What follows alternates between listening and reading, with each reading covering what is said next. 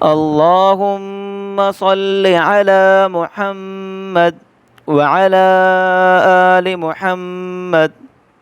میرے دیکھنے والے تمام مسلمان بہن بھائی اور چھوٹے بچوں کو السلام علیکم ورحمۃ اللہ وبرکاتہ۔ کل الحمدللہ تختی نمبر 9 ہم نے مکمل کر لی۔ آج ہم تختی نمبر 10 شروع کریں گے۔ تختی نمبر 10 ساکن یعنی جزم، اس کو ہم جزم بھی کہہ سکتے ہیں۔ ان تمام حروفوں پہ ساکن ہے۔ ایک لفظ کو دوسرے سے ملانے کو ساکن کہتے ہیں۔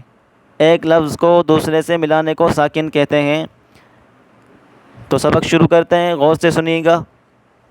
اعوذ باللہ من الشیطان الرجیم، بسم اللہ الرحمن الرحیم۔ حمزہ با زبر اب، حمزہ با زبر اب، دونوں ہونٹوں کو آپس میں ملائیں ہلکا سا اور اس کو ادا کریں۔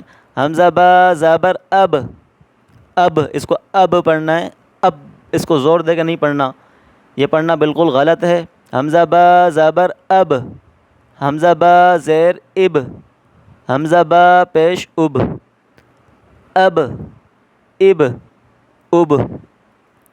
حمزہ تا زبر ات، حمزہ تا زیر ات، حمزہ تا پیش ات، ات ات ات۔ حمزہ ثا زبر اث، زبان ہلکی سی باہر نکال کر پڑھیں۔ حمزہ ثا زبر اث، حمزہ ثا زیر اث، حمزہ ثا پیش اث، اث اث اث۔ حمزہ جیم زبر اج، حمزہ جیم زبر اج، ہم اس کو زور دے کر نہیں پڑھنا۔ حمزہ جیم زبر اج، اس کو اس طرح نہیں پڑھنا۔ حمزہ جیم زبر اج، حمزہ جیم زبر اج، حمزہ جیم زیر اج، حمزہ جیم پیش اج، اج اج اج۔ حمزہ حا زبر اح، حا کو حلق سے نکالیں۔ حمزہ حا زبر اح، حمزہ حا زیر اح، حمزہ حا پیش اح، اح اح اح۔ حمزہ خا زبر اخ، حمزہ خا زیر اخ، خا کو موٹا کر کے پڑھیں۔